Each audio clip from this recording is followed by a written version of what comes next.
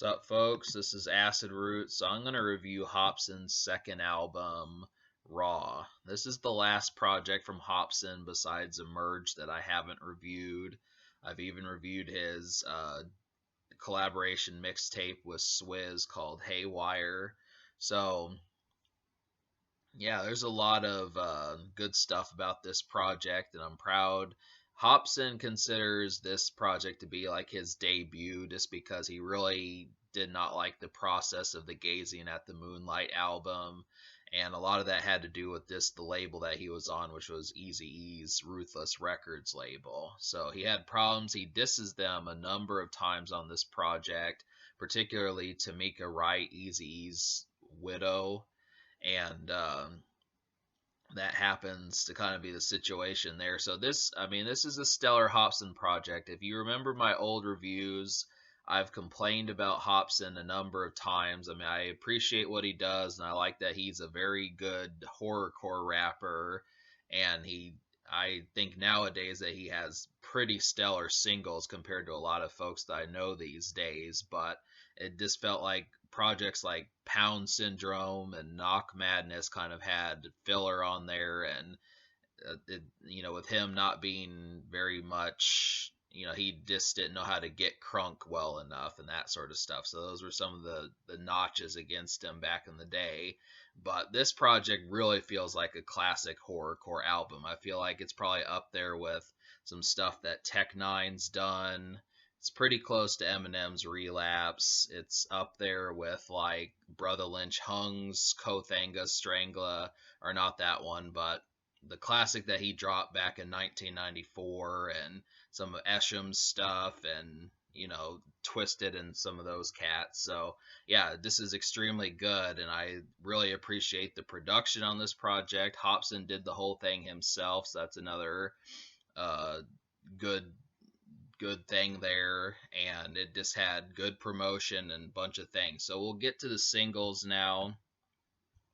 The first single was Nocturnal Rainbows, and it has like a real, both of these songs feel like horrorcore and underground stuff. I like the approach towards that just because to me, Hopsin, especially back in these days, was kind of more towards like Tech N9ne territory, except a more emphasis on kind of like horror. And I appreciate that just because he came up with that more so than came up in just underground. He actually came up in horrorcore, and that's kind of, a lot of these just have a real haunting and kind of chilling feel to them, and that's, it's an appreciable thing about Hopsin.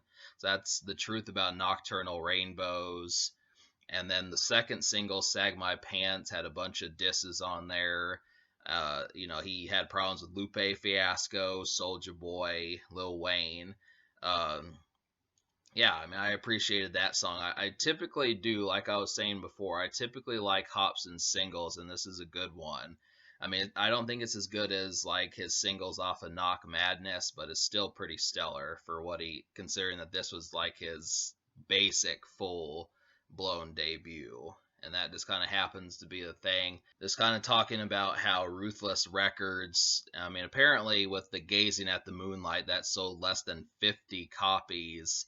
50, the actual number, not 50,000, but 50 in its first week. So it basically flopped, and he had problems with that. But the singles on this project are better. But like I was saying, I don't think they're quite as good as Knock Madness singles, but they are good, and they're definitely pretty chilling, like I was saying before. So as far as like the rest of this project, there is quite a bit to kind of digest here. And the fact of the matter is originally before today, I kind of walked in thinking that Hopsin didn't really have it in him to drop a classic album, but this is pretty much proof that he can do it. And that just kind of happens to be a thing. This is Tech N9ne and Eminem territory, and those type cats that do horrorcore. And it basically proves it's the best. I think that this is probably Hopsin's best album. I think it's probably this album, then it's Knock Madness, then it's probably Gazing at the Moonlight, and then Pound Syndrome. But then I don't really know where to put No Shame.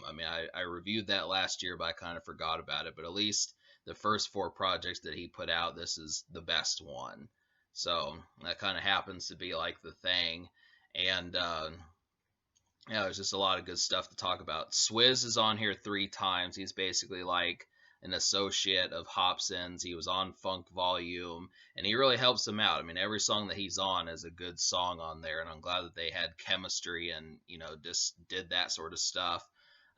Really, I think if Swizz would have ever put out an album, I think it probably would have been pretty close to this. Which that's it's disappointing that that didn't happen, but I guess Funk Volume dissolved before he could, even though he kind of seemed like he wasted his time. But there's no other guest besides Swizz other than this one cat named Cryptic Wisdom. But I don't think I've never heard of this guy before or after this, so I don't know if he was just like some local dude or something. But so we'll talk about a few other ones. Kill Her was a diss towards Ruthless Records.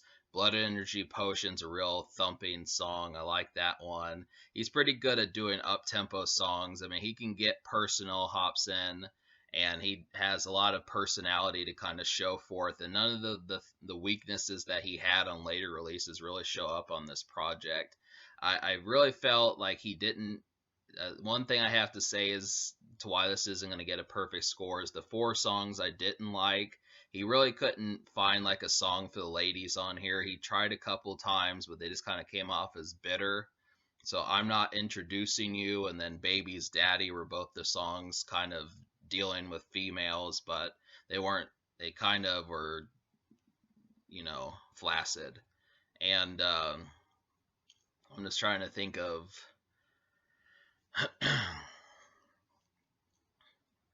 Yeah, I'm trying to think of some other songs like some other good ones. Yeah, like I said, the Swizz songs, Trampoline was good, the singles were good, and he had some personal songs like Pillow Man and Where Will I Go that were just like that. So, like I was saying, he's pretty similar to Tech N9ne. So if you like Tech N9ne's kind of ruminating and self-induced kind of sorrow, then you're probably going to like Hopsin if you don't know who he is by this point. So that's kind of the thing. But yeah, I'm going to go ahead and recommend to you now the songs that I felt like you need to hear. So they're 12 out of 16. So that's pretty good. So here they are. You Are My Enemy, Sag My Pants, Trampoline, I Am Raw, Nocturnal Rainbows, Blood Energy Potion, How You Like Me Now, I'm Not Crazy, Where Will I Go, Kill Her, Hot 16s, and Pillow Man. So yeah, a lot of these really have like some stellar stuff. Most of them I think you'll like the production on them. If you're not, I mean, the problem with this production is it's not immediate to it. I think it kind of has to sink in a little bit. Like, I feel like Nocturnal Rainbows has a terrific beat. So does Blood Energy Potion. So does Sag My Pants. And so does I Am Raw.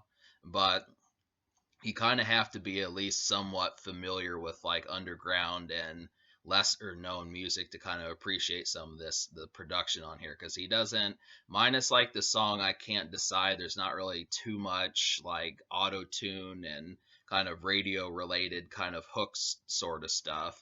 And I prefer the hooks on this project. That's the thing. I mean, auto tune can be okay, but there's not really anything that's gonna like completely demolish like your thoughts of if you're just hooked on mainstream stuff. So that's kind of the thing there.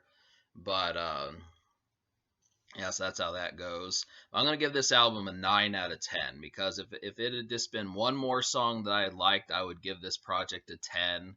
Given that I like 13 out of 16, but I only like 12 out of 16. That's 3/4 of the project, basically. So you would think that I would give it like a 7, but I'm going to give it a 9 just because me liking 12 out of 16, there's not too many albums that can do that I've seen in recent times. That's good. This is Hopsin's best project. The social score I will give an 8 is because I think he could have had a third single. I mean, this was kind of where he got started. This is where he started making a name for himself. But I would have liked to at least seen like at least another video or something besides like the 2 singles that he had. Maybe he could have done one with Swizz, but it's 10 years ago, so that's kind of the thing. So yeah, there's plenty to celebrate on this project, and There's a lot to talk about. This basically might as well. I definitely feel like this is a classic horrorcore album, probably classic underground album, and this is overall stellar rap music. It's kind of like back in the day what Tech N9ne did, and people were thinking, oh yeah, this is like Eminem and Snoop Dogg worthy and that sort of stuff, but it's only selling like 10,000 or 15,000 copies first week. That's kind of what Hopsin did just 10 years ago, and it stands to reason.